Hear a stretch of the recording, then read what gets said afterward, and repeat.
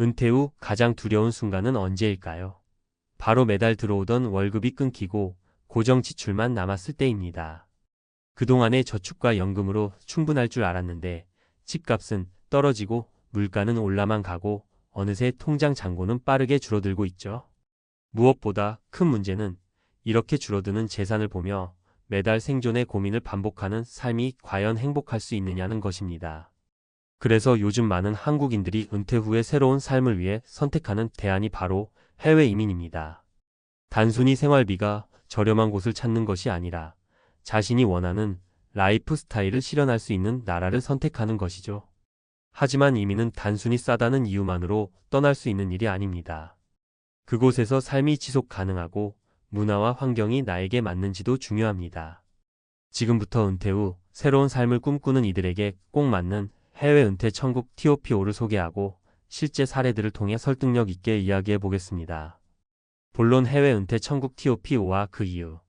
1. 태국 치앙마이.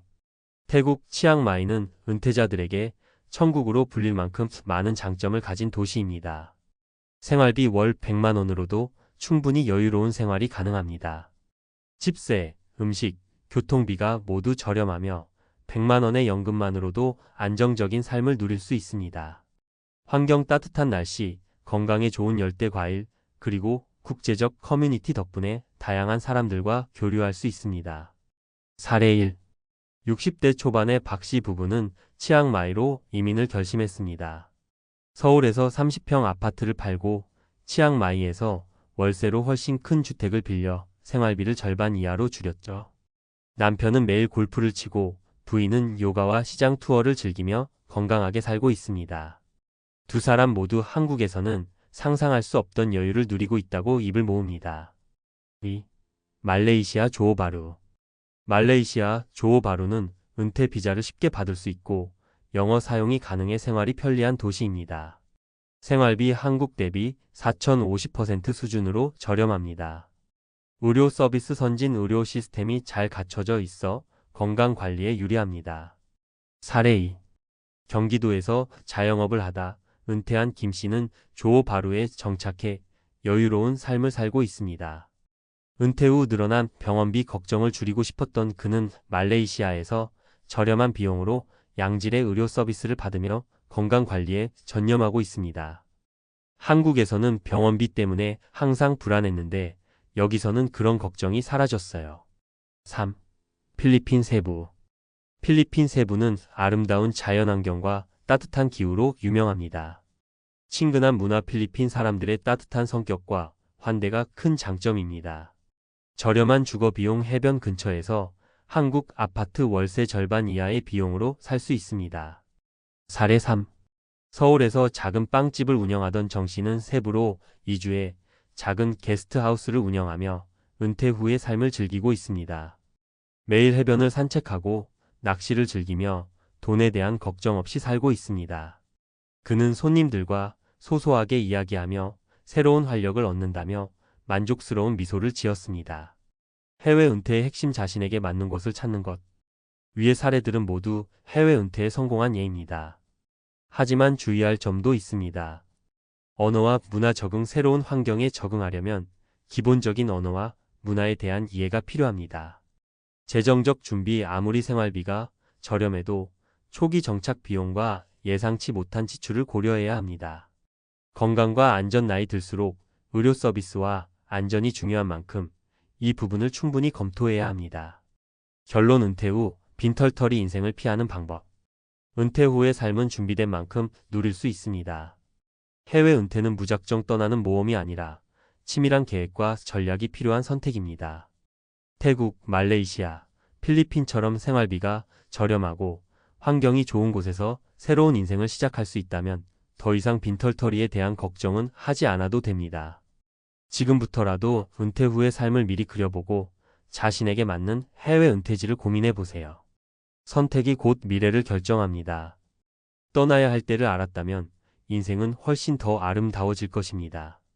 은퇴 후 해외 이민 정말 정답일까? 전문가가 말하는 현실과 팁. 들어가는 말꿈 같은 해외 은퇴. 하지만 현실은?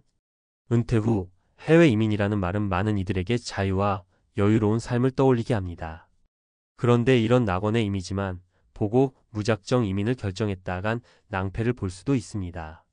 해외에서의 삶은 단순히 저렴한 생활비 이상의 도전과 적응을 요구하기 때문입니다. 그렇다면 해외 이민이 정말로 은퇴 후 삶의 정답일까요? 오늘은 이 질문에 대한 현실적인 답과 함께 성공적인 해외 이민을 위한 전문가 팁을 공유하려 합니다. 해외 이민에 숨겨진 현실 예산, 건강, 그리고 사회적 관계. 예산 문제 생각보다 높아지는 초기 비용 해외 이민이 생활비를 줄일 수 있다는 것은 사실입니다. 하지만 정착 초기 비용은 예상보다 높아질 수 있습니다. 예를 들어 태국이나 말레이시아 같은 곳에서도 처음에는 집 계약금, 비자 발급비, 그리고 비자 갱신 비용 등으로 수백만 원이 들어갑니다. 또한 한국에서 익숙했던 제품이나 음식들을 찾게 되면 그 비용은 예상보다 비싸질 수 있습니다. 실제 사례. 서울에서 은퇴 후 태국으로 이민한 박모 씨는 처음 6개월 동안 예상했던 예산의 2배를 지출했습니다. 초기 정착 비용뿐 아니라 현지에서 한국 음식을 구매하거나 건강검진을 받으면서 비용이 크게 늘어났던 것입니다. 그는 이렇게 말했습니다. 막상 살다 보니 여기서도 돈 쓸 일이 많더라고요.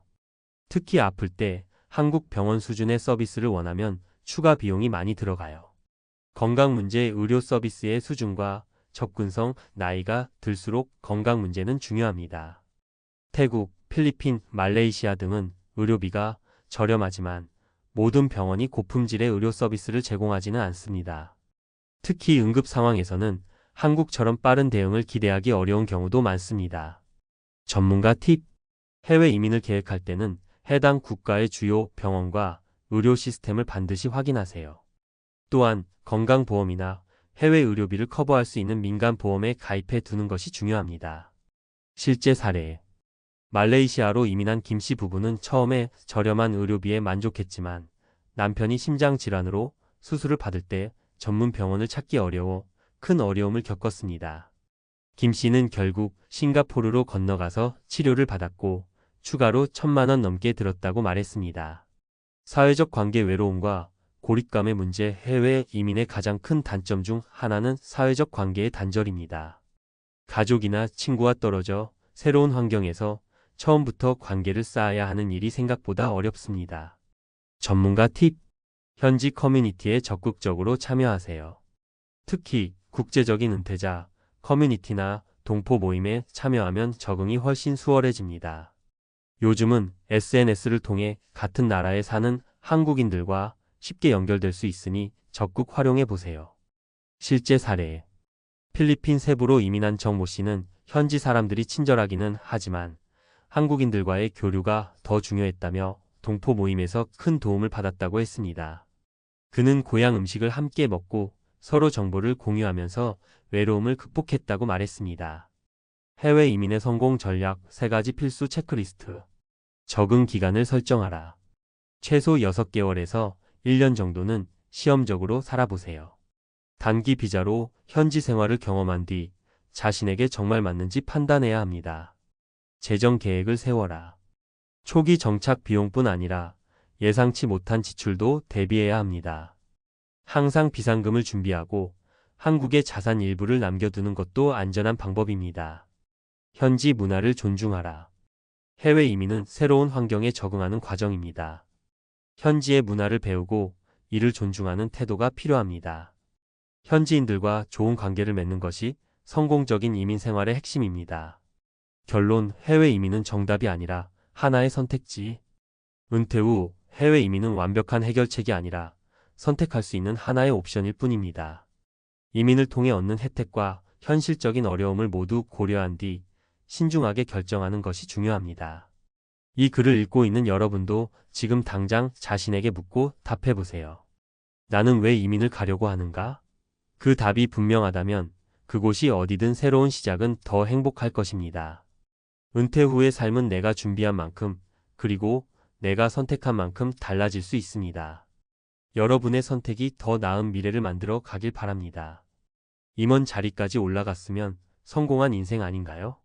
30년 동안 대기업에서 열심히 일하며 올라온 자리. 임원이 되기까지 수없이 많은 밤을 새우고 주말에도 골프장에서 인맥을 관리하고 출장 다니며 시간을 쏟아부었다. 아내와 아이들과 함께한 시간은 손에 꼽을 정도였고 휴대폰은 항상 울렸다. 중요한 계약을 따내고 회사의 성장을 이끄는 일에 자부심을 느꼈다. 하지만 정작 퇴직하는 순간 회사도 동료들도 부하 직원들도 한순간에 사라졌다. 평생을 바쳐온 회사는 더 이상 나를 필요로 하지 않았고 그토록 많던 인맥도 연락이 두절되었다. 퇴직 후 처음 맞는 생일 축하합니다 라는 문자가 하나도 오지 않았을 때 진짜 현실을 깨달았다.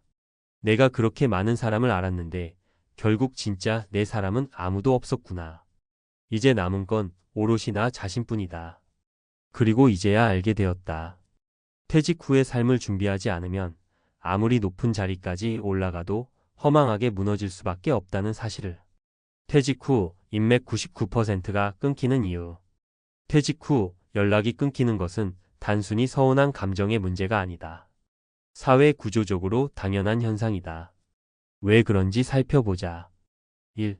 직위가 곧 관계였던 현실. 회사에서의 관계는 대부분 업무 관계였다. 임원 자리에 있을 때 수많은 후배, 동료, 거래처 사람들이 주변에 있었지만 그것은 내 직위와 권한 때문이었다. 퇴직 후에는 더 이상 결정권자가 아니다. 내가 도움을 줄 수 없으니 당연히 연락이 줄어든다. 오히려 후배들이 부담스러워할 수도 있다. 혹시 선배님이 투자 부탁을 하시려나? 재취업 자리 좀 알아봐 달라고 하실까? 이런 생각이 들면서 점점 거리감을 두게 된다. 사례 1 김 이사 58세 전 대기업 임원. 김 이사는 대기업에서 30년간 근무하며 임원으로 퇴직했다. 퇴직 후에도 자신을 찾아줄 후배들이 있을 거라 믿었다. 하지만 막상 퇴직하자 후배들이 하나둘 연락을 피하기 시작했다. 그들이 부담을 느낀다는 걸 깨달았을 때는 이미 너무 늦어 있었다. 회사에 있을 때는 이사님 언제 밥 한번 하시죠? 하던 후배들이었는데 지금은 내가 먼저 연락해야 겨우 답장이 오더라. 그리고 대충 요즘 좀 바쁩니다 하고 끝이었지. 이제야 깨달았다. 내 자리가 아니라 나 자신으로 관계를 맺어야 했다는 걸. 2. 퇴직 후 현실 나는 누구인가라는 질문과 마주하다. 퇴직 후 갑자기 연락이 끊기면 정체성의 혼란을 겪게 된다. 나는 분명 여전히 나인데 회사 밖에서는 그저 평범한 퇴직자가 되어버린 것이다. 평생을 바쳐 일했지만 막상 퇴직 후에는 할 일이 없고 내 이름 앞에 붙던 이사, 상무 같은 타이틀이 사라지면 존재감도 함께 사라진다. 사례 이박 전무 60세 전 대기업 전무. 박 전무는 은퇴 후 1년 동안 극심한 우울감을 겪었다. 회사에서는 중요한 결정을 내리는 사람이었지만 퇴직 후에는 가족에게조차 조언을 구하지 않았다. 집에서는 이제 좀 쉬어라고 하지만 그게 더 공허했어요. 나는 이제 필요 없는 사람이구나 싶었죠. 정작 회사 있을 때는 가정도 돌보지 못했는데 막상 집에 있으니 가족과도 대화가 없더군요. 그는 뒤늦게라도 새로운 목표를 찾고 자아를 다시 정립하는 것이 가장 중요하다는 걸 깨달았다. 3. 재취업? 현실은 더 잔혹하다. 많은 임원들이 퇴직 후 재취업을 꿈꾸지만 현실은 생각보다 가혹하다. 첫째, 나이 제한 대기업에서 임원까지 올랐더라도 50대 중후반이 되면 재취업이 쉽지 않다. 둘째, 연봉 문제 1억 원 넘게 받던 임원이 중소기업에서 5천만 원도 받기 어려운 경우가 많다. 셋째, 문화 차이. 중소기업은 대기업과 조직 문화가 다르다. 과거의 방식이 통하지 않는다. 사례 3 최상무 55세 전 대기업 상무, 재취업 실패 후 창업 도전. 퇴직 후 6개월 동안 30군데 이상 지원서를 넣었지만 번번이 탈락했다. 겨우 구한 자리도 기대했던 연봉의 절반도 안 되었고 조직 문화도 너무 달라 적응이 어려웠다. 나는 여전히 할 수 있다고 생각했는데 세상은 나를 필요로 하지 않는다는 걸 깨닫는 순간 무너지는 기분이었습니다. 결국 최 상무는 창업을 선택했지만 사업은 녹록지 않았다. 안정적인 월급을 받던 시절이 그리워졌지만 이미 예전으로 돌아갈 수는 없었다. 퇴직 후 무너지지 않으려면 지금 당장 해야 할 3가지. 그렇다면 퇴직 후 이런 공허함과 현실적인 어려움을 피하려면 어떻게 해야 할까? 1. 업무 인맥이 아닌 진짜 인간관계를 만들어라. 회사에서 만들어진 인맥은 회사와 함께 사라진다. 평소부터 취미, 동호회, 봉사활동 등 회사 밖에서도 관계를 맺어야 한다. 퇴직 후 연락할 사람이 없다면 이미 너무 늦은 것이다. 이 새로운 정체성을 만들어라. 대기업 임원이라는 타이틀이 아닌 새로운 자아를 설정해야 한다. 여행, 글쓰기, 농업, 강연 등 자신이 몰입할 수 있는 새로운 분야를 찾아야 한다. 3. 퇴직 후 경제 계획을 철저히 세워라. 연봉 1억 원을 받던 임원이 퇴직 후 월 200만 원으로 생활해야 할 수도 있다. 퇴직 전에 최소한의 고정 수입을 만들 수 있도록 연금, 투자, 소규모 사업 등을 미리 준비해야 한다. 결론 퇴직 후 인생은 새로운 시작이다. 퇴직 후 연락이 끊기는 것은 당연한 일이다. 그러나 그걸 방치하면 공허함에 빠지고 잘못된 선택을 할 수도 있다. 퇴직 후에도 빛나는 삶을 살기 위해서는 회사가 아닌 나로서 관계를 만들고 정체성을 찾고 경제적 준비를 해야 한다. 퇴직은 끝이 아니라 새로운 시작이다. 하지만 준비 없는 퇴직은 낭떠러지로 가는 길일 뿐이다. 지금부터라도 철저히 대비해야 한다. 퇴직 후 다시 시작하는 법, 새로운 나를 위한 구체적인 전략. 앞서 이야기한 대로 퇴직 후 무너지는 사람들은 결국 나는 누구인가? 라는 질문에 답을 하지 못한 사람들이다. 대기업 임원으로서의 삶이 끝난 후 직위도, 조직도, 인맥도 사라지고 나면 남는 것은 오롯이 나 자신뿐이다. 문제는 대부분이 나는 무엇을 위해 살아야 하지? 라는 물음 앞에서 방황한다는 것이다. 이번에는 퇴직 후 진짜 새로운 나로 살아가기 위한 구체적인 전략을 이야기해보자. 1. 회사 밖의 관계를 미리 만들어라. 대기업 임원까지 올라갔던 사람들의 가장 큰 착각은 퇴직 후에도 내 주변에는 사람이 많을 것이다 라는 믿음이다. 하지만 현실은 정반대다. 회사가 사라지면, 조직이 사라지면 관계도 사라진다. 그렇다면 어떻게 해야 할까? 동호회나 취미 모임에 가입하라. 회사를 다닐 때부터 미리 관심 있는 취미 활동을 찾아야 한다. 요즘은 등산, 자전거, 골프, 낚시 같은 스포츠뿐만 아니라 독서 모임, 글쓰기 모임, 유튜브 크리에이터 모임도 많다. 퇴직 후의 인간관계는 직위가 아니라 공통 관심사로 유지되는 경우가 많다.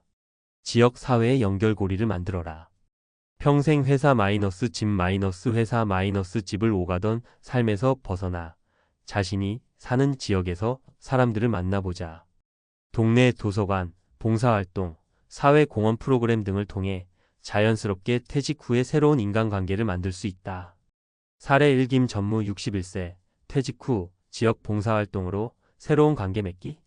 김전무는 59세에 퇴직하고 1년 동안 심각한 우울감을 겪었다. 하지만 우연히 노인복지센터에서 봉사활동을 하면서 새로운 사람들을 만나기 시작했다. 회사에서는 항상 임원님, 이사님으로 불렸지만 봉사활동에서는 그냥 김 아저씨였습니다. 처음에는 허탈했지만 오히려 그게 편하더군요. 사람들과 진짜 관계를 맺을 수 있었습니다. 그는 지금 노인복지센터에서 정기적으로 강연을 하며 제2의 삶을 즐기고 있다. 2. 경제적 자유를 위한 준비를 다시 정의하라. 대부분의 퇴직자는 재취업을 고민한다. 그러나 앞서 말했듯이 재취업의 벽은 생각보다 높고 현실은 훨씬 더 잔혹하다. 하지만 일이라는 것이 꼭 직장 생활이어야만 하는가? 퇴직 후의 일은 생계가 아니라 자기 실현이어야 한다. 자신이 좋아하는 분야에서 새로운 기회를 찾아라. 유튜브, 강연, 블로그, 컨설팅 등 퇴직 후의 나를 위한 경제적 기반을 다져라. 사례 2. 최상무 57세, 퇴직 후 유튜브 크리에이터로 변신. 최상무는 원래 회사에서 프레젠테이션의 신이라 불릴 정도로 발표를 잘했다. 퇴직 후 우연히 유튜브를 시작했는데 자신의 경험을 바탕으로 퇴직자를 위한 면접 컨설팅 영상을 올리면서 인기를 끌었다. 처음에는 그냥 재미로 시작했는데 어느새 월 300만 원 정도의 수익이 나오더군요. 돈을 떠나서 내 경험이 누군가에게 도움이 된다는 게 참 보람 있었습니다. 퇴직 후에도 내가 가진 강점을 활용하면 새로운 길을 찾을 수 있다. 3. 새로운 삶을 위한 건강 투자를 시작하라. 퇴직 후에는 돈보다 더 중요한 것이 있다. 바로 건강이다. 아무리 재취업에 성공하고 아무리 경제적 기반을 다져도 건강이 무너지면 모든 것이 무너진다. 퇴직 후에는 운동을 습관화하라. 매일 아침 나만의 루틴을 만들어라. 걷기, 근력 운동, 요가, 명상 등을 통해 몸과 마음을 단련하라. 사례 3박 2사 60세, 퇴직 후 건강 회복으로 인생을 다시 찾다. 박 이사는 퇴직 후 1년 동안 우울감에 빠져 술과 담배를 많이 했다.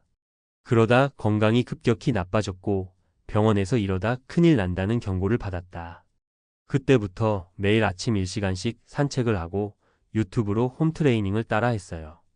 6개월 만에 몸이 가벼워지고 정신적으로도 많이 안정됐습니다. 건강한 몸이 있어야 새로운 일을 할 수 있고 퇴직 후 삶을 즐길 수 있다. 건강한 습관은 반드시 퇴직 전에 준비해야 한다. 퇴직 후 당신의 선택이 미래를 결정한다. 퇴직 후에도 성공적인 삶을 사는 사람들과 퇴직 후 무너지는 사람들의 차이는 간단하다. 퇴직 후를 준비했느냐, 준비하지 않았느냐의 차이다. 회사 밖의 관계를 만들어라. 경제적으로 다시 설 수 있는 방법을 찾아라. 건강을 지키는 습관을 만들어라. 퇴직 후에도 인생은 계속된다.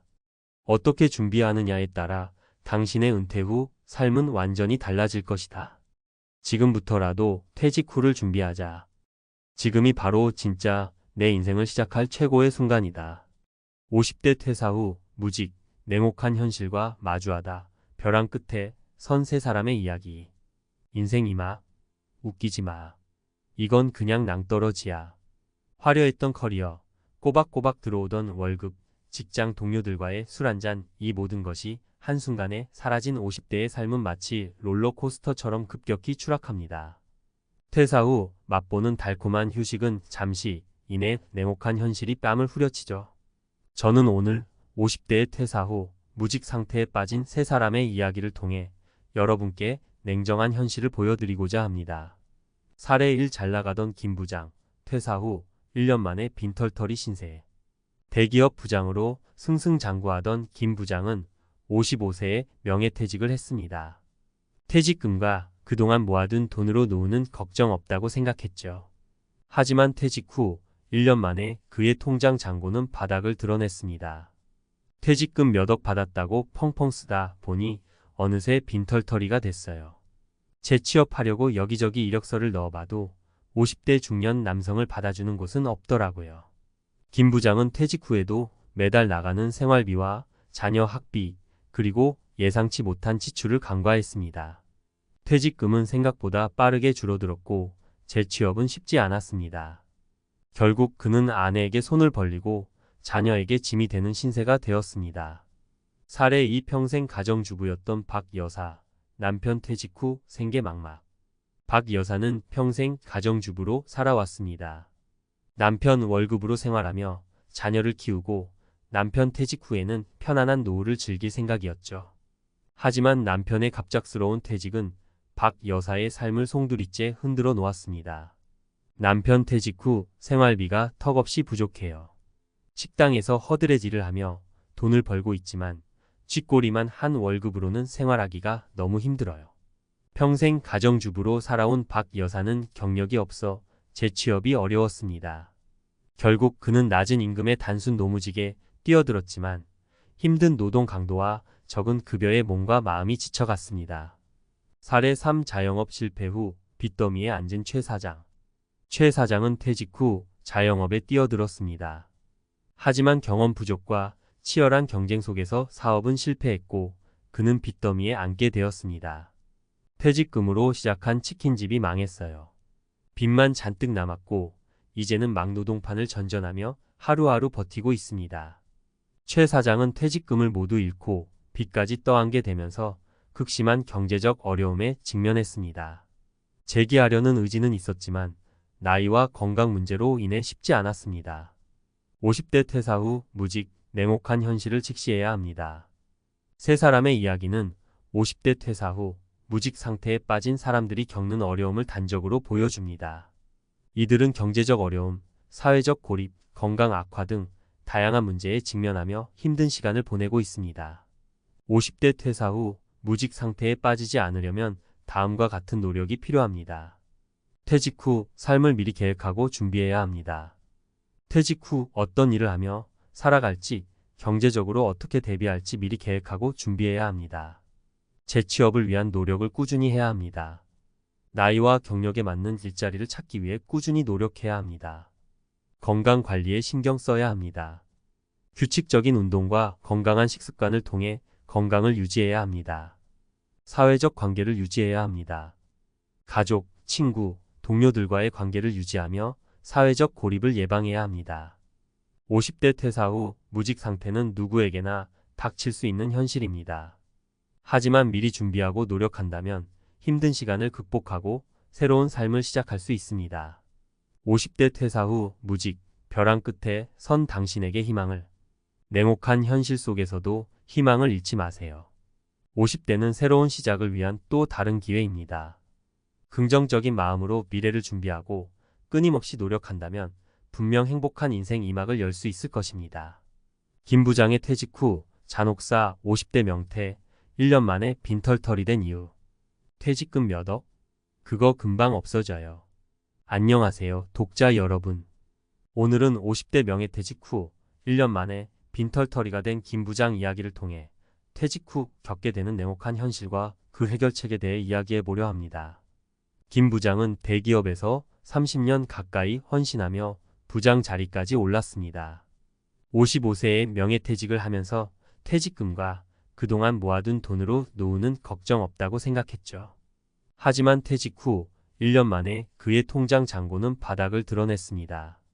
퇴직금 몇 억 받았다고 펑펑 쓰다 보니 어느새 빈털터리가 됐어요. 재취업하려고 여기저기 이력서를 넣어봐도 50대 중년 남성을 받아주는 곳은 없더라고요. 김 부장의 이야기는 결코 남의 일이 아닙니다. 많은 50대 퇴직자들이 비슷한 어려움을 겪고 있죠. 왜 이런 일이 발생하는 걸까요? 1. 퇴직 후 삶에 대한 막연한 환상. 많은 사람들이 퇴직 후 삶에 대해 막연한 환상을 갖고 있습니다. 여행, 취미생활, 자녀 결혼 지원 등 하고 싶은 일을 마음껏 할 수 있다고 생각하죠. 하지만 현실은 냉혹합니다. 퇴직금은 생각보다 빠르게 줄어들고 예상치 못한 지출이 발생하기도 합니다. 2. 과도한 소비 습관. 퇴직 후에는 소득이 없기 때문에 소비 습관을 바꿔야 합니다. 하지만 많은 사람들이 퇴직 전 소비 습관을 그대로 유지하거나 오히려 더 과도하게 소비하는 경우가 많습니다. 특히 자녀 결혼, 주택 구입 등 목돈 지출이 발생하면 퇴직금은 순식간에 사라질 수 있습니다. 3. 재취업의 어려움. 50대는 재취업 시장에서 불리한 위치에 있습니다. 기업들은 젊고 경력이 짧은 인력을 선호하기 때문이죠. 또한 50대는 새로운 기술이나 트렌드에 대한 적응력이 떨어진다는 편견도 있습니다.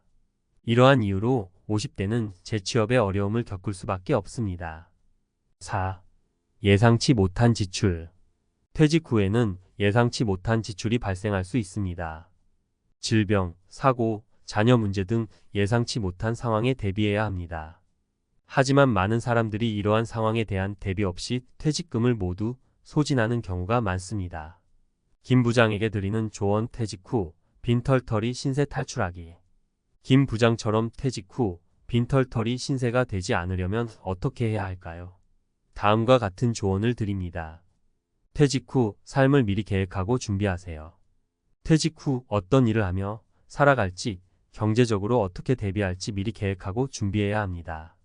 퇴직 후 삶에 대한 구체적인 목표와 계획을 세우고 이에 맞춰 재정 계획을 수립해야 합니다. 과도한 소비 습관을 버리세요. 퇴직 후에는 소득이 없기 때문에 소비 습관을 바꿔야 합니다. 불필요한 지출을 줄이고 꼭 필요한 곳에만 돈을 쓰는 습관을 길러야 합니다. 재취업을 위한 노력을 꾸준히 하세요. 나이와 경력에 맞는 일자리를 찾기 위해 꾸준히 노력해야 합니다. 새로운 기술이나 트렌드에 대한 학습도 게을리하지 않아야 합니다. 예상치 못한 지출에 대비하세요. 질병, 사고, 자녀 문제 등 예상치 못한 상황에 대비해야 합니다. 비상자금을 마련하고 보험 가입 등을 통해 위험에 대비해야 합니다. 50대 퇴직은 인생의 새로운 시작입니다. 하지만 준비 없이 퇴직하면 빈털터리 신세가 될 수 있습니다. 퇴직 후 삶을 미리 계획하고 준비하여 행복한 노후를 맞이하시길 바랍니다. 박 여사의 눈물 평생 가정주부, 남편 퇴직 후 벼랑 끝 생존. 남편 퇴직? 그게 내 인생 낭떠러지였어요. 저희는 먼저 서울 강북구의 한 작은 반지하 월세방에서 홀로 살고 있는 박 여사 58세를 만났습니다. 박 여사는 평생 가정주부로 살아왔습니다. 남편의 월급으로 생활하며 두 자녀를 키웠고 남편 퇴직 후에는 편안한 노후를 꿈꿨죠. 하지만 3년 전 남편의 갑작스러운 퇴직은 박 여사의 삶을 송두리째 흔들어 놓았습니다. 남편 퇴직 후 생활비가 턱없이 부족해요. 식당에서 허드레질을 하며 돈을 벌고 있지만 쥐꼬리만 한 월급으로는 생활하기가 너무 힘들어요. 박 여사는 현재 한 식당에서 하루 10시간씩 주 6일을 일하고 있습니다. 설거지, 홀서빙, 청소 등 온갖 굳은 일을 도맡아 하지만 월급은 최저임금 수준에 불과합니다. 몸이 10개라도 모자랄 지경이에요. 하지만 돈을 벌어야 하니까 쉴 수가 없어요. 밤에는 잠도 제대로 못 자고 몸은 항상 쑤시고 아파요. 박 여사는 밤낮 없이 일하지만 월세, 공과금, 식비 등을 내고 나면 남는 돈이 거의 없습니다. 한 달에 100만 원도 못 벌어요. 그 돈으로 어떻게 살아요? 쌀 사고 반찬 사고 약 사고 나면 남는 게 없어요. 옷 한 벌 사 입은 지도 몇 년 됐어요. 박 여사는 끼니를 거르는 날도 많습니다. 배가 고파도 참아야죠. 돈이 없는데 어떻게 먹어요? 라면으로 끼니를 때우거나 굶는 날도 많아요. 박 여사는 건강도 악화되고 있습니다. 허리가 아파서 병원에 가고 싶은데 돈이 없어서 못 가요. 약국에서 진통제 사 먹는 게 전부예요. 박 여사는 몸이 아파도 쉴 수 없습니다. 하루라도 일을 못하면 월급이 깎이니까 쉴 수가 없어요. 몸이 부서져라 이래야 겨우 입에 풀칠하는 거예요. 박 여사는 미래에 대한 불안감도 큽니다. 나이가 들어서 일자리를 잃으면 어떻게 될지 걱정이에요. 노후 준비도 못했는데 막막하기만 해요. 박 여사는 희망을 잃지 않으려 노력하지만 현실은 냉혹하기만 합니다. 이렇게 살다가 죽을 때까지 일만 하다가 죽을 것 같아요. 너무 억울하고 분해요. 박 여사의 이야기는 우리 사회의 어두운 단면을 보여줍니다. 평생 가정을 위해 헌신했지만 남편의 퇴직으로 벼랑 끝에 내몰린 50대 여성들의 현실은 우리 사회가 외면해서는 안 될 중요한 문제입니다. 최 사장의 퇴직 후 악몽치킨집 폐업, 빚더미, 그리고 막노동. 퇴직금? 그거 다 날리고 빚만 떠안았어요. 안녕하세요, 시청자 여러분. 오늘 저희 MBC PD수첩에서는 퇴직 후 자영업에 뛰어들었다 실패하여 빚더미에 앉게 된 50대 남성들의 안타까운 현실을 파헤쳐 봅니다. 먼저 경기도 안산시의 한 낡은 고시원에서 생활하고 있는 최 사장 57세를 만났습니다. 그는 대기업에서 30년 넘게 근무하다 55세에 명예퇴직했습니다. 퇴직금과 그동안 모아둔 돈으로 치킨집을 열었지만 1년 만에 폐업하고 말았습니다. 퇴직금으로 시작한 치킨집이 망했어요. 빚만 잔뜩 남았고 이제는 막노동판을 전전하며 하루하루 버티고 있습니다. 최 사장은 치킨집을 운영하면서 겪었던 어려움을 토로했습니다. 경험 부족이 가장 큰 문제였죠. 치킨집 운영에 대해 아는 게 없었어요. 게다가 주변에 경쟁 치킨집도 많았고 배달앱 수수료도 너무 비쌌어요. 최 사장은 빚을 갚기 위해 막노동판에 뛰어들었습니다. 하지만 나이와 건강 문제로 인해 쉽지 않았습니다. 하루 종일 땡볕에서 일하다 보면 온몸이 쑤시고 아파요. 하지만 돈을 벌어야 하니까 쉴 수가 없어요. 밤에는 잠도 제대로 못 자고 몸은 항상 피곤해요. 최 사장은 막노동으로 번 돈으로 빚을 갚고 고시원 월세와 생활비를 충당하고 있습니다. 하지만 턱없이 부족한 돈으로는 생활하기가 너무 힘듭니다. 한 달에 150만 원도 못 벌어요. 그 돈으로 어떻게 살아요? 빚 갚고 월세 내고 밥 먹고 나면 남는 게 없어요. 최 사장은 끼니를 거르는 날도 많습니다. 배가 고파도 참아야죠. 돈이 없는데 어떻게 먹어요? 라면으로 끼니를 때우거나 굶는 날도 많아요. 최 사장은 건강도 악화되고 있습니다. 허리가 아파서 병원에 가고 싶은데 돈이 없어서 못 가요. 약국에서 진통제 사 먹는 게 전부예요. 최 사장은 미래에 대한 불안감도 큽니다. 이렇게 살다가 죽을 때까지 일만 하다가 죽을 것 같아요. 너무 억울하고 분해요. 최 사장의 이야기는 퇴직 후 자영업에 뛰어들었다가 실패한 많은 50대 남성들의 현실을 보여줍니다. 이들은 경제적 어려움, 건강 악화, 사회적 고립 등 다양한 문제에 직면하며 힘든 시간을 보내고 있습니다. 기자의 식견 퇴직 후 자영업 신중하게 접근해야. 최 사장의 사례는 퇴직 후 자영업에 뛰어들 때 신중해야 한다는 점을 보여줍니다. 자영업은 쉽게 시작할 수 있지만 성공하기는 어렵습니다. 특히 경험 부족, 자금 부족, 경쟁 심화 등 다양한 어려움에 직면할 수 있습니다. 퇴직 후 자영업을 고려하고 있다면 다음과 같은 점을 유의해야 합니다.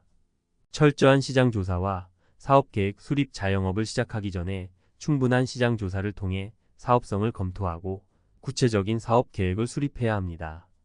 자금 확보. 자영업에는 초기 자본금뿐만 아니라 운영 자금, 예비 자금 등 충분한 자금이 필요합니다. 퇴직금을 모두 투자하는 것은 위험할 수 있습니다. 경험과 노하우 습득. 자영업에 대한 경험과 노하우가 부족하다면 관련 교육을 받거나 전문가의 도움을 받는 것이 좋습니다. 리스크 관리. 자영업은 항상 실패 가능성을 염두에 두고 리스크 관리에 철저해야 합니다.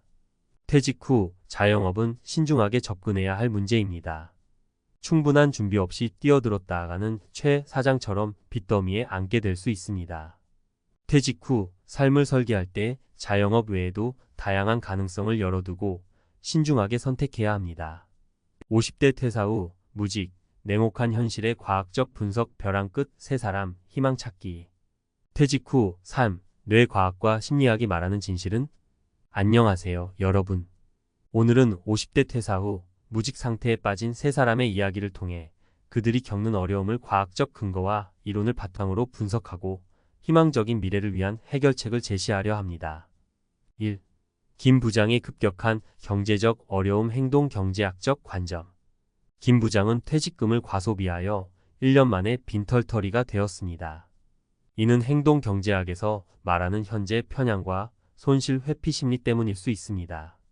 현재 편향. 미래의 이익보다 현재의 만족을 우선시하는 경향. 손실 회피. 이익보다 손실에 더 민감하게 반응하는 경향. 퇴직금을 받았을 때 김 부장은 당장의 만족을 위해 소비를 늘렸고 줄어드는 잔고를 보며 손실을 만회하려는 조급함에 투자 실패 등 더 큰 손실을 입었을 가능성이 있습니다. 해결책. 퇴직 전부터 재무 상담을 받고 퇴직금을 안전하게 관리할 계획을 세우는 것이 중요합니다. 또한 미래를 위한 투자는 신중하게 접근하고 전문가의 도움을 받는 것이 좋습니다. 2. 박 여사의 극심한 생계 어려움. 사회적 지지 부족. 박 여사는 평생 가정주부로 살아오다 남편 퇴직 후 갑작스럽게 경제활동에 뛰어들었습니다.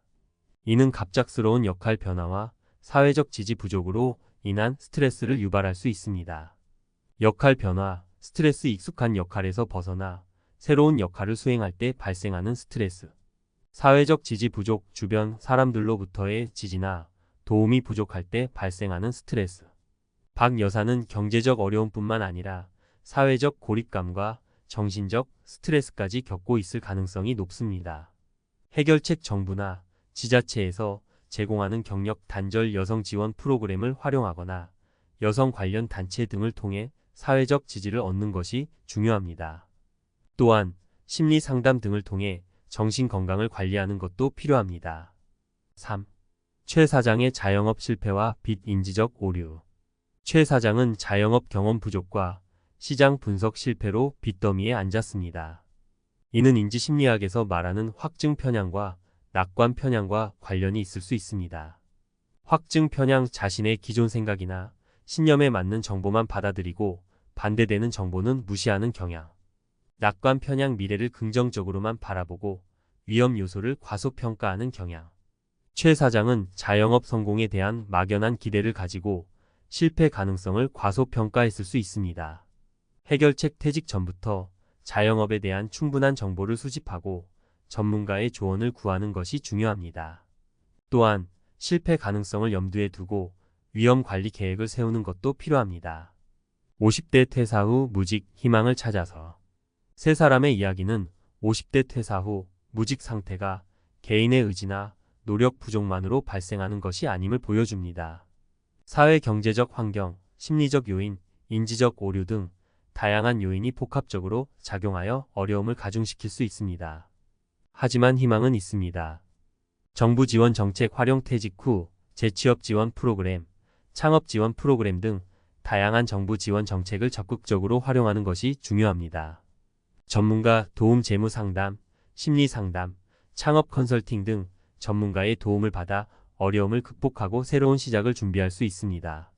사회적 지지 가족, 친구, 동료 등 주변 사람들의 지지와 격려는 어려움을 극복하는 데 큰 힘이 됩니다. 끊임없는 자기 개발, 새로운 기술이나 트렌드를 배우고 자격증을 취득하는 등 끊임없이 자기 개발을 통해 경쟁력을 높여야 합니다.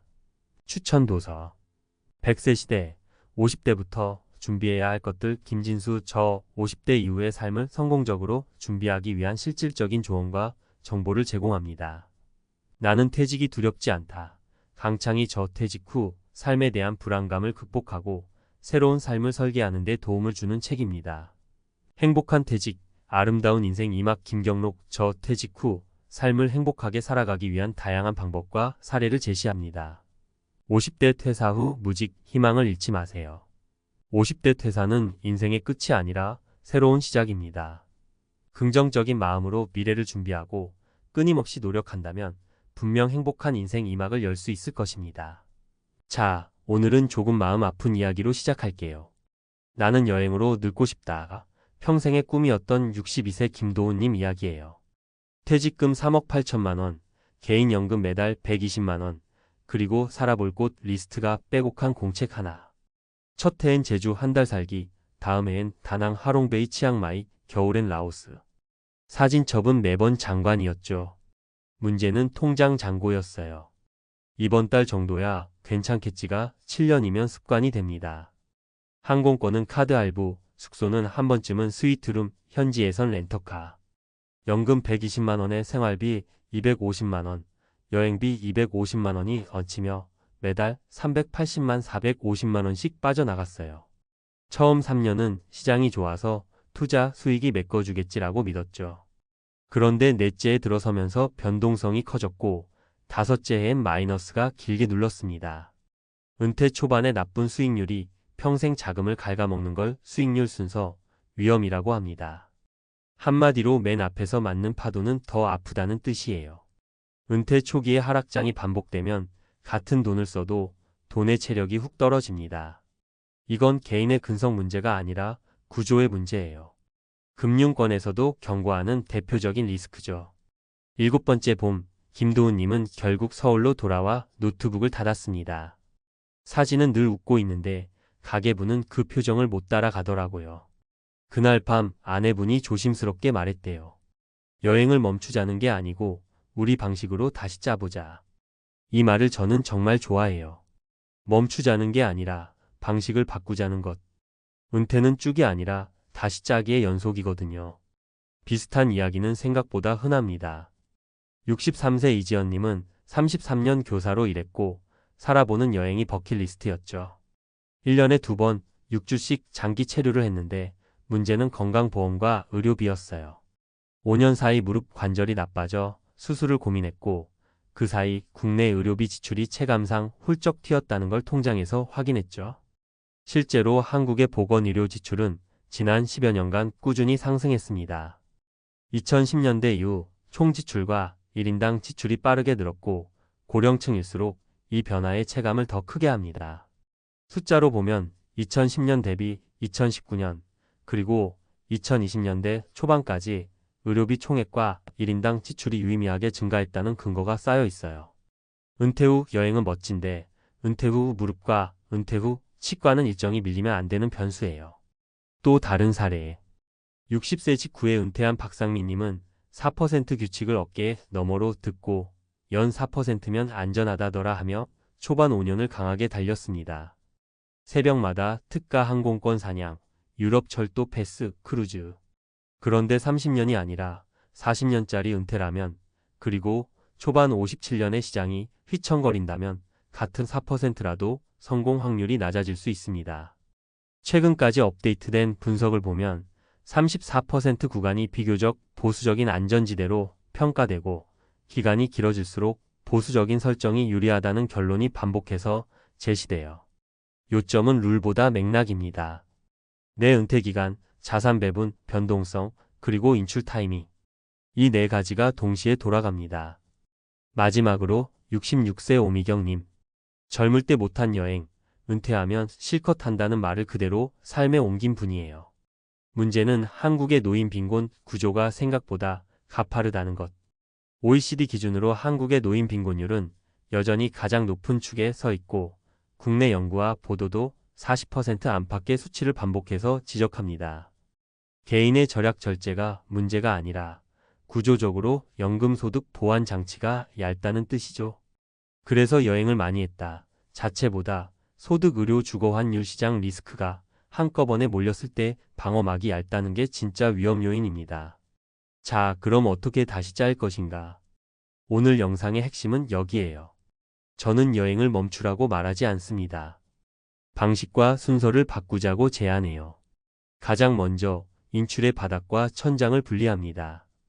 매달 반드시 써야 하는 바닥 비용, 즉 주거, 식비, 공과금, 기본 의료비, 통신 같은 생활 바닥을 월 X로 단단히 묶어요. 그리고 여행 취미 손 주선물 같은 기쁨 예산은 계절별 분기별 천장으로 냅니다. 바닥은 연금과 확정 소득으로, 천장은 투자 성과와 시장 상황을 보며 가변적으로. 바닥은 꺼지지 않게, 천장은 날씨 보며 열고 닫기. 이 단순한 원칙 하나로 생존과 의미를 동시에 지킬 수 있어요. 둘째, 은퇴 초반 5년을 순서 리스크 방어 구간으로 지정합니다. 현금성 자산과 채권 비중으로 월 2,436개월치 생활 바닥을 앞에 세워두는 이유가 바로 초반에 나쁜 수익률을 흡수하기 위해서예요.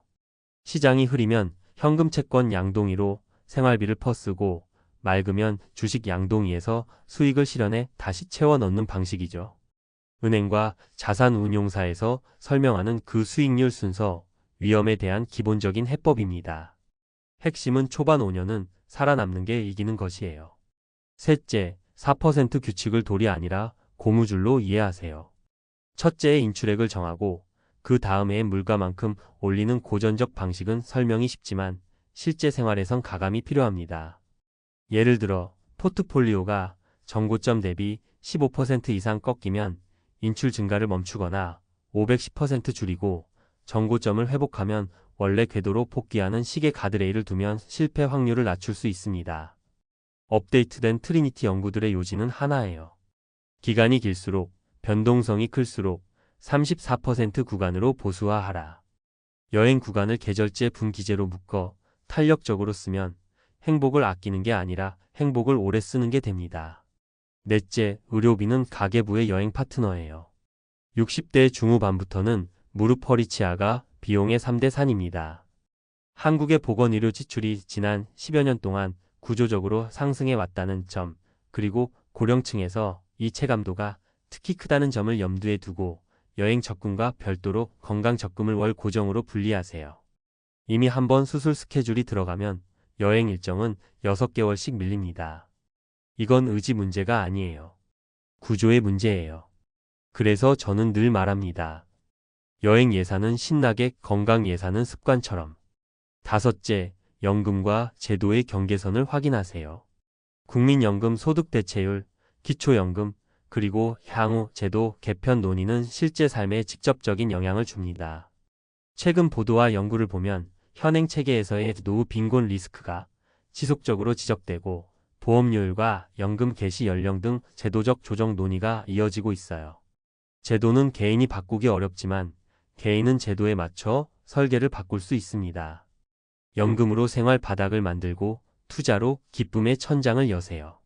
그리고 제도 변화 뉴스는 분기마다 한 번은 꼭 체크하세요. 그래야 내 10년짜리 계획이 현실을 따라갑니다. 이제 아까의 네 분 이야기를 다시 짠 결말로 데려와 볼게요. 김도훈님 부부는 여행을 멈추지 않았습니다. 대신 1년에 2번, 3주씩 카드 대신 선불형 여행 통장을 씁니다.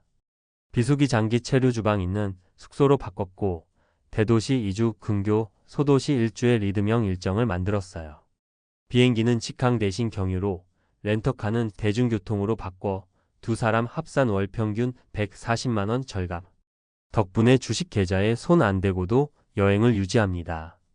이지연님은 무릎 상태에 맞춰 걷는 도시 대신 쉬는 도시를 고르고 국내 여행을 봄, 가을로 당겨서 여름엔 검사 치료 일정을 묶습니다. 보험 보장 범위를 점검해 치과, 고액 진료에 본인 부담을 캐시로 대비했고 매달 건강 적금 30만 원을 별도 통장에 쌓아요.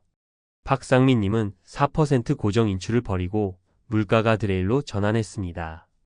포트폴리오가 정고점에서 10% 넘게 하락하면 인출 동결, 회복하면 원래 궤도 복귀. 이 간단한 규칙 하나로 불안해서 더 쓰는 악순환을 끊어냈죠. 오미경님은 기초연금과 임대소득을 합쳐 생활 바닥을 만들고 여행은 손주 방학 맞춰 연일에 15일로 압축했어요.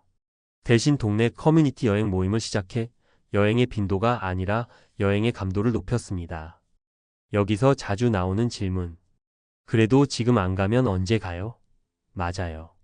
그래서 저는 우선순위 한정판을 만들라고 권합니다. 평생 가보고 싶은 도시가 7곳이면 2년 안에 2곳만 풀옵션으로 가세요. 나머지 5곳은 라이트 버전으로 길게 살다 오듯. 사람은 최고의 일부를 가지면 적당히 좋은 나머지에 쉽게 만족합니다. 여행의 질은 돈의 양보다 기대 마이너스 기억 마이너스 이야기의 설계에서 나와요. 기대는 준비에서, 기억은 기록에서, 이야기는 함께 있던 사람에게서 나오죠. 돈이 하는 일은 그 틀을 지켜주는 거예요. 또 하나, 사진은 웃고 가계부는 울지 않게 하려면 사진만큼 가계부도 자주 열어야 해요. 저는 여러분께 한 가지 간단한 연습을 권할게요. 첫째, 지난 12개월 카드 계좌 내역에서 여행으로 분류된 금액만 쭉 모아서 3가지로 나눠보세요. 이동, 숙소, 현지. 둘째, 각 항목의 행복 점수를 적어보세요. 10점 만점에 몇 점이었는지, 그리고 왜 그랬는지. 셋째, 점수 대비 가격이 나쁜 2가지 습관을 당장 끊습니다. 대부분은 이동을 편하게와 숙소를 과하게 해서 나와요. 경험상 이동 7점 가격 비쌈은 그나마 가성비가 있는데 숙소 9점 가격 매우 비쌈은 기억의 밀도를 올리지만 지출도 과도하게 올립니다. 차라리 숙소는 8점, 일정은 9점으로 만드는 편이 총 만족도가 더 올라가요.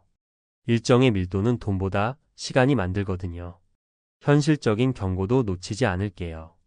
한국의 노인 빈곤율이 높은 건 개인이 게을러서가 아니라 제도 노동시장 가족 구조의 트리플 변화 때문입니다. 그래서 여러분이 지금 하고 있는 절약이나 설계가 별거 아닌 일처럼 느껴져도 사실은 구조를 거스르는 용기예요. 데이터는 냉정하지만 선택은 따뜻할 수 있습니다.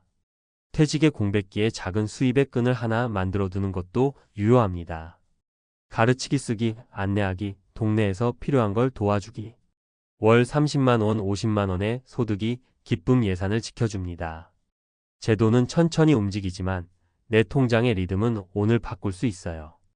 여행을 사랑하는 분들께 마지막으로 전하고 싶은 말. 여행은 행복의 증류액이고 가계부는 행복의 용기다.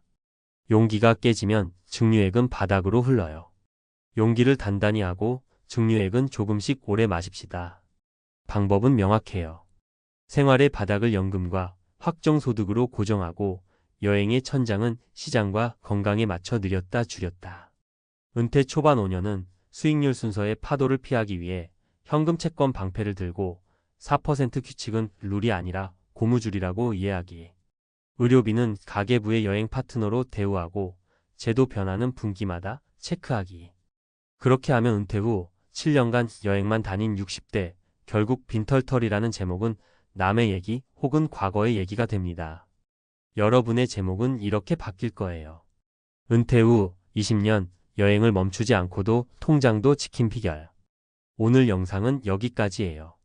끝으로 혹시 자신의 숫자를 한번 점검하고 싶다면 지금 당장 휴대폰 메모장에 3줄만 적어보세요. 생활 바닥 만원. 여행 천장 분기당 만원. 초반 방패 생활 바닥 개월. 이 3줄이 준비되면 내일 뜨는 항공권 특가도 겁나지 않습니다. 여행은 잠시 멈추는 게 아니라 내 삶의 속도에 맞춰 다시 짜는 거니까요. 그리고 그 속도를 조절하는 손은 언제나 여러분 손에 있습니다. 먼저 가장 중요한 건 여행 예산을 따로 떼어 관리하는 것이에요. 많은 분들이 연금이나 생활비 통장에서 바로 항공권을 결제하다 보니 생활비와 여행비가 뒤섞여서 통제력을 잃습니다. 전문가들이 추천하는 방법은 여행 전용 통장을 만드는 거예요. 예를 들어 한 달에 50만 원씩 따로 모으면 1년이면 600만 원이 되죠. 이 돈 안에서만 항공권, 숙소, 현지 교통을 해결하는 겁니다. 만약 이 한도를 넘어가면 이번엔 줄이자라는 신호로 받아들여야 하고요. 실제로 재무설계 현장에서 이 방법을 실천한 분들은 불필요한 과소비가 크게 줄었다는 피드백을 많이 줍니다. 두 번째는 환율 관리예요. 은퇴자 여행의 큰 변수 중 하나가 바로 환율입니다. 원달러 환율이 1,100원일 때와 1,400원일 때 지출 체감은 어마어마하게 달라져요. 특히 장기 체류를 계획하는 분들은 환율이 높은 시기에 항공권과 숙소비를 결제하면 2030%가 더 나가기도 합니다. 그래서 팁을 드리자면 환율이 낮을 때 미리 환전을 조금씩 해두거나 해외 직구처럼 달러 결제가 많은 사람이라면 달러 예금 통장을 만들어 두는 것도 좋아요. 이렇게 하면 불필요한 환율 변동 위험을 줄일 수 있습니다. 세 번째는 의료비와 여행비의 균형입니다. 여행은 행복을 주지만 건강이 무너지면 모든 계획이 멈춥니다. 실제 통계를 보면 60대 후반 이후 의료비 지출은 평균적으로 연간 300만 원에서 500만 원까지 치솟는 경우가 많습니다. 그러니 여행 적금과 별도로 건강 적금을 매달 최소 2,030만 원씩 따로 적립하는 걸 추천해요. 한 달에 커피 몇 잔 덜 마신다 생각하면 되는데 이 돈이 나중에 MRI, 치과 임플란트, 관절 치료비 같은 예상 못한 지출을 버텨주는 든든한 방패가 됩니다. 여행 1원 더 쓰자는 결정은 쉽지만 건강비를 깎자는 결정은 치명적이거든요. 네 번째, 초반 5년의 전략을 꼭 기억하세요. 은퇴 초기 5년은 말 그대로 황금기이자 동시에 가장 위험한 시기예요. 금융학에서 말하는 수익률 순서 위험 때문에 이 시기에 큰 지출이나 나쁜 투자 수익률을 맞으면 이후 2030년 재정에 치명타가 됩니다. 그래서 초반 5년은 지출 조절 모드로 들어가야 해요. 여행을 아예 포기하라는 게 아니라 짧고 가볍게 그리고 생활비는 가급적 고정된 연금형 금성 자산으로 충당하는 겁니다. 예를 들어 은퇴 직후 바로 유럽 한 달 살기보다 국내 제주 한 달 살기로 시작하는 게 훨씬 안정적이에요. 5년이 지나고 재정의 흐름이 안정되면 그때 조금씩 여행 반경을 넓혀도 늦지 않습니다. 다섯 번째는 인출률 조절입니다. 흔히들 4% 규칙을 이야기하지만 실제로는 개인 상황에 맞게 3%에서 4% 사이로 조절하는 게 안전합니다. 예를 들어 은퇴 자금이 5억이라면 4% 규칙대로라면 연간 2천만 원, 월 166만 원 정도를 쓸 수 있다는 계산이 나오죠. 그런데 여행을 많이 하고 싶은 해엔 200만 원까지 쓰더라도 다음 해에는 140만 원으로 줄여서 평균을 맞추는 방식으로 관리해야 합니다. 즉 고무줄처럼 늘렸다 줄였다 하는 유연성이 필요합니다. 전문가들도 최근엔 가드레일 전략을 많이 추천하는데 포트폴리오가 크게 떨어졌을 땐 인출을 줄이고 반대로 크게 회복했을 땐 약간 늘려 쓰는 방식이에요. 여섯 번째, 현지에서의 소비 습관이에요. 실제 은퇴 여행자들이 돈을 많이 쓰는 구간을 보면 세 가지가 반복됩니다. 첫째는 숙소, 둘째는 교통, 셋째는 음식. 그런데 경험적으로 행복도와 비용이 꼭 비례하지는 않아요. 오히려 현지의 중저가 숙소에서 한 달 살아보기, 현지 시장에서 장 보고 직접 요리하기, 대중교통을 활용하는 게 만족도는 높고 비용은 크게 줄여줍니다. 특히 장기 여행이라면 호텔 대신 주방 있는 숙소를 고르는 게 필수예요. 매번 외식하면 한 달에 5,080만 원이 더 들어가거든요. 마지막으로 드리고 싶은 건 사회적 연결 유지예요. 여행만 다니다 보면 돌아왔을 때 일상에서의 허무감이 몰려옵니다. 실제로 은퇴 후 여행만 하다 무너진 사례의 이면에는 돈 문제와 함께 사회적 고립이 크게 작용합니다. 그래서 여행을 삶의 일부로 유지하되 지역 커뮤니티 활동이나 소모임 같은 일상적 연결을 꼭 붙잡아 두셔야 해요. 이렇게 해야 여행이 탈출구가 아니라 활력소로 작동합니다. 정리하자면 은퇴 후 여행은 멈추라는 게 아니라 내 방식대로 다시 짜라는 겁니다. 여행 전용 통장을 만들고 환율 변동을 대비하고 의료비 통장을 따로 두고 은퇴 초반 5년은 조심스럽게 관리하세요. 그리고 인출률은 고정이 아니라 유연하게 현지에서는 경험 위주의 소비로 만족도를 올리고 마지막으로 사회적 연결을 꼭 붙잡으시길 바랍니다. 이렇게 하면 7년 만에 무너진 여행 인생이 아니라 20년 넘게 여행을 즐기면서도 통장은 든든한 은퇴 인생으로 바뀔 수 있습니다.